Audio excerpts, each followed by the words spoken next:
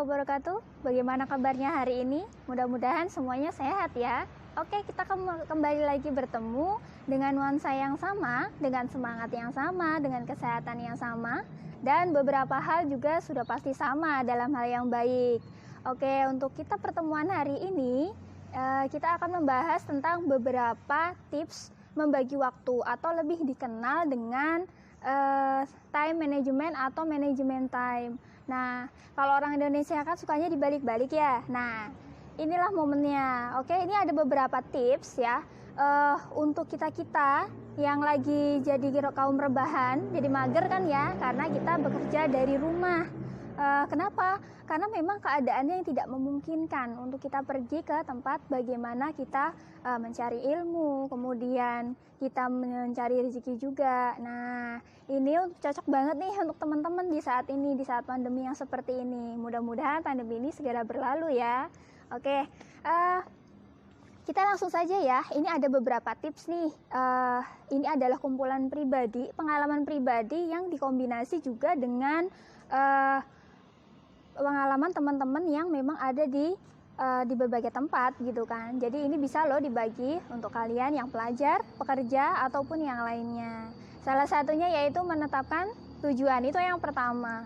Ketika kita akan membagi sebuah waktu, sudah pasti kita punya loh sebuah tujuan, sehingga ketika kita akan mencapai tujuan tersebut, kita akan fokus. Hanya akan ada satu tujuan dan fokus kita ke sana. Jadi kita tidak akan pergi kemana-mana, sehingga waktu yang kita butuhkan itu akan sangat optimal untuk bagaimana kita supaya untuk fokus saja dalam satu tujuan. Oke, nah itulah yang pertama. Oke, kita lanjutkan lagi ya. Nah, yang kedua yaitu kita bisa memilih mana kegiatan kita yang penting dan mana kegiatan kita yang akan kita lakukan sia-sia. Banyak loh kegiatan kita yang kadang kita merasa penting, padahal itu sia-sia banget. Apa nih contohnya? Gibah. Nah, ini biasanya ini adalah kegiatan yang sangat luar biasa nyamannya, yang sangat luar biasa menghabiskan waktu, dan juga biasanya ini akan timbul perselisihan. Karena yang tadinya tidak membicarakan si A, nah karena sudah berkumpul-kumpul, maka ini akan terbahas. Ini adalah sesuatu hal contoh, hal sia-sia yang dilakukan, sehingga apa yang menjadi tujuan kita akan terhambat dengan hal tersebut.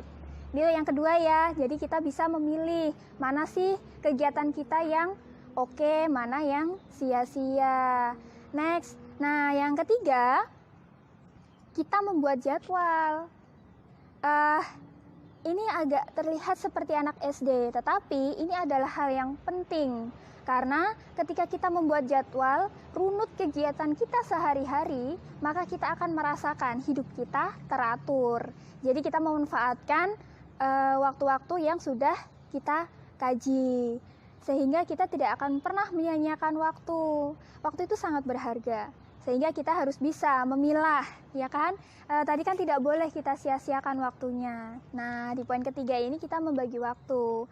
Kita buat jadwal is okay, nggak masalah gitu kan. Jadi misalkan nih, kita bangun jam 4 pagi, kemudian kita sholat malam dulu nih, sambil menunggu waktu subuh kita tadarus, dilanjutkan kembali dengan bersih-bersih dan segala macamnya, sampai kita kembali lagi dengan waktu istirahat. Misalkan kita istirahat kembali di pukul 10 malam dan kita bangun lagi di pukul 4 pagi. Itu adalah contoh pembuatan jadwal di kehidupan kita sehari-hari, ataupun di tempat kita untuk belajar, misalkan di sekolah. Pagi hari kita sudah punya nih jadwal gitu kan. Di pagi hari biasanya kalau untuk belajar itu jam 7 kita sudah mulai stay, kita sudah mulai belajar di sana, dan itu adalah suatu hal yang luar biasa nih. Sampai pukul 4 sore biasanya siswa belajar itu di sana, dan ketika istirahat pun itu juga sudah terjadwal. Pelajaran yang setiap hari dibahas pun di sekolah itu juga sudah terjadwal semuanya, sudah dibagi-bagi sama rata sama rasa. Nah, sehingga ketika kalian sebagai seorang pelajar belajar, itu adalah sesuatu hal yang luar biasa untuk mendapatkan ilmu baru. Nah, manfaatkan ini dengan memanfaatkan jadwal yang sudah ada. Oke, kita lanjut ya yang keempat. Kalau tadi kita yang ketiga membahas tentang jadwalnya. Nah, sekarang kita membatasi waktu. Kalau sudah terjadwal, maka kegiatan kita juga waktunya akan dibatasi. Jadi tidak sembarangan ya ketika kita akan belajar nih, misalkan kita menetapkan di sana untuk 30 menit. Apalagi di saat sekarang ini kan gitu. 30 menit itu kita maksimalkan untuk belajar. Pelajaran apa yang akan kita ajarkan di sana, kemudian pelajaran apa yang kita pelajari di sana harus kita tentukan dulu supaya waktu yang kita gunakan selama 30 menit ke depan itu benar-benar kita melaksanakan pembelajaran yang benar-benar fokus.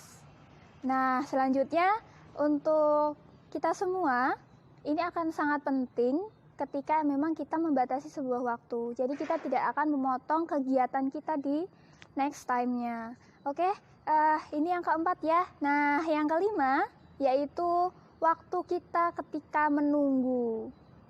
Ketika kita menunggu di waktu yang lain, di kegiatan yang lain, kita harus bisa memanfaatkan dengan baik sehingga kita tidak akan menyia-nyiakan waktu.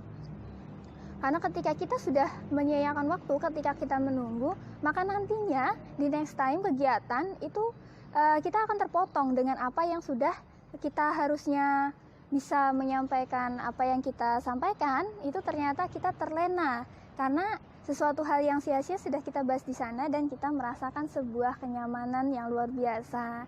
Nah, ini nih virusnya dan godaannya manusia ketika kita akan membagi sebuah waktu. Gimana? Oke kan? Nah, inilah pertemuan kita hari ini. Oke, next time kita akan membahas sesuatu hal yang lain.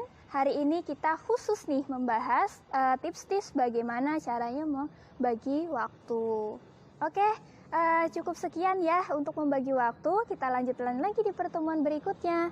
Selamat menunaikan ibadah puasa. Semoga ibadah hari ini lancar. Kemudian di kemudian hari kita juga bisa bertemu lagi di Ramadan berikutnya. Thank you untuk hari ini. Saya akhiri. Wassalamualaikum warahmatullahi wabarakatuh.